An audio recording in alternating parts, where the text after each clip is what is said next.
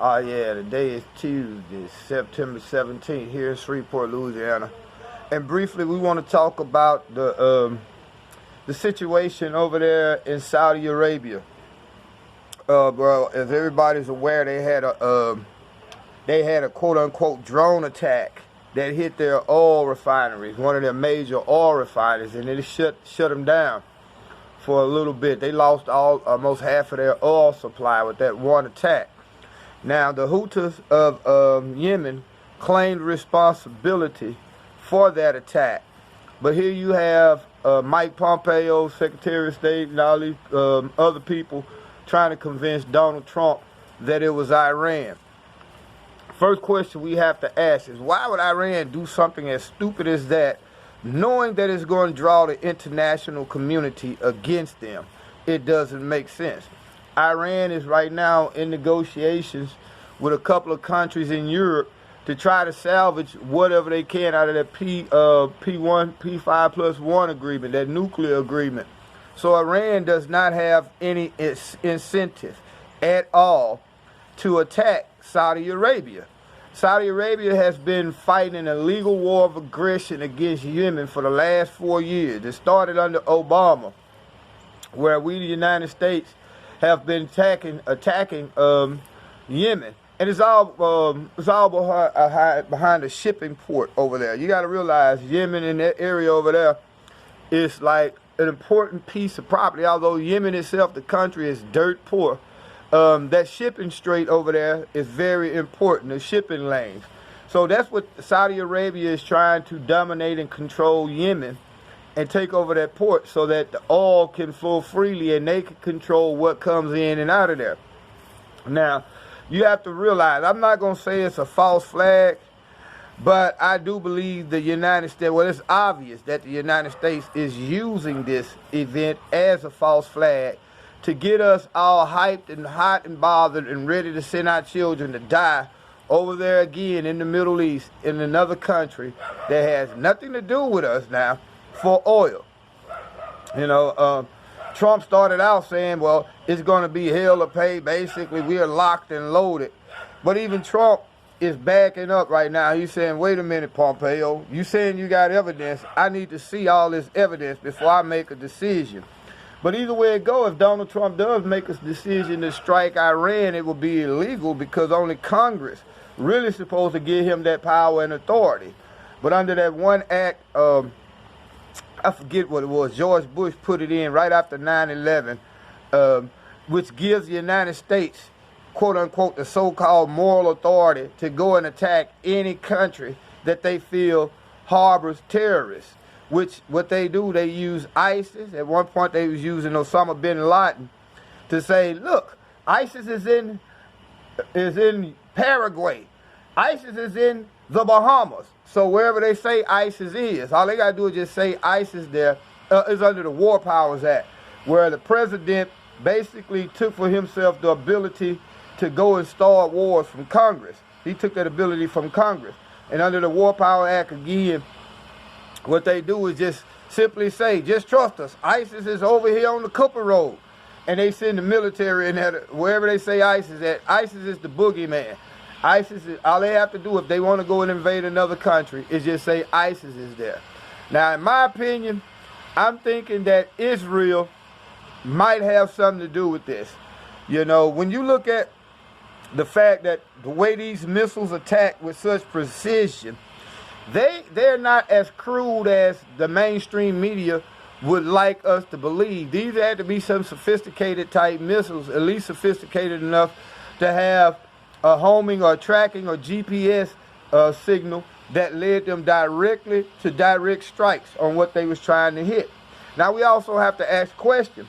Saudi Arabia has been getting billions upon billions, close to trillions of dollars in the last 4 years to carry out their illegal aggression against Yemen. You mean to tell me that they don't have anti-air defense missiles? You know what I'm saying? That could have shot those drones down? I mean, it's a lot of questions you should ask, but the most important questions we should ask are the common sense ones. Why would Iran do something like this, knowing that that's all the United States is looking for the United States to go in and invade their country or attack them. It doesn't make sense.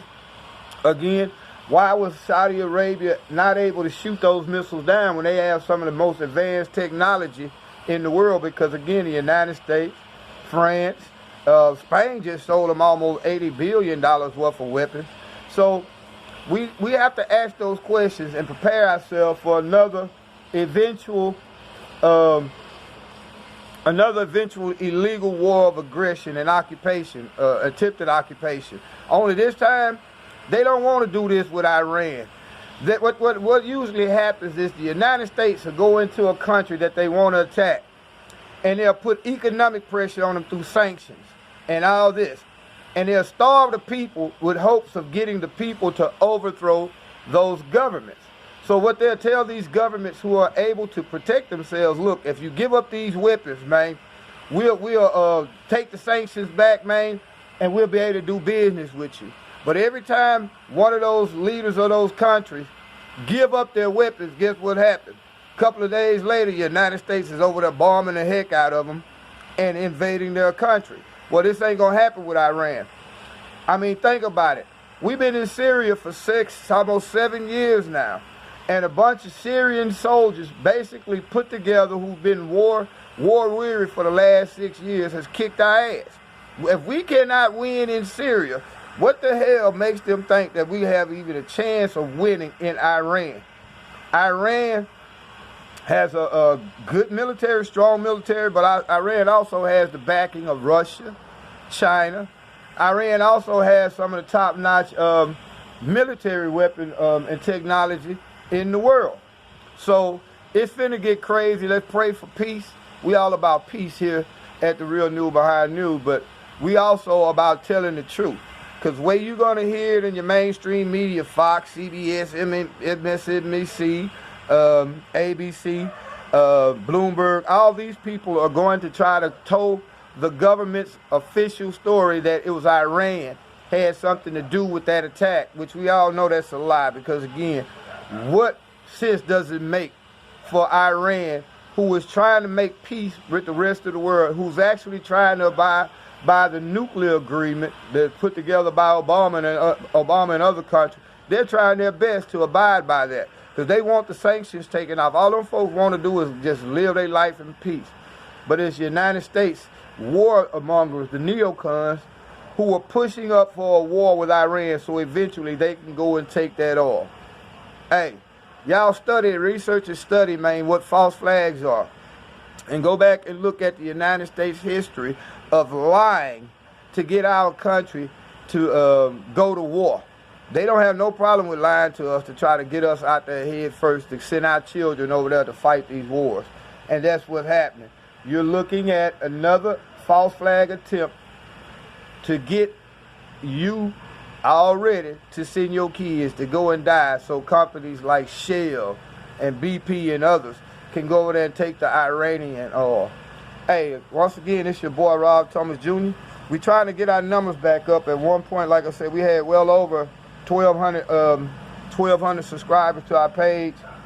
A couple of posts I made got reported, and since then we have not been able to get our numbers back up. I have had lots of people tell me that they have been unsubscribed to my page and they have to keep going back subscribed. So we ask y'all to make sure that you subscribe, hit that bell so that you can get notifications. And we're going to try to put videos out maybe at least once a day, but mostly twice a day as the news see fit. Because again, here at the Real News Behind News, we don't just come out to gain fame. We don't just make a video to be seen. We only believe in making videos that has very relevant and important information. And we just try to keep it real. We're not gonna do this. We don't do this for fame. We're not trying to entertain you. We're trying to inform you. So again, hit that like button, man. Share this material with your family and your friends, man, and on your other social media outlets. I see just the other day we was up to like 370 something, and now we back down to 970 something, and now we back down to 926. Again, the whole purpose is YouTube has been caught censoring the heck out of people who don't toe the official line, or people who might speak on issues such that I speak on. And they won't let me get to that 1,000 because once I have that 1,000 subscribers again, then I can apply to have my videos monetized. So again, y'all support. We thank y'all for y'all support. Y'all continue to support us. Share our videos. Hit the like button, man, if you like it. Hit the don't like if you don't like it. But let's create a dialogue. So until y'all see me on another one of these videos, y'all be blessed.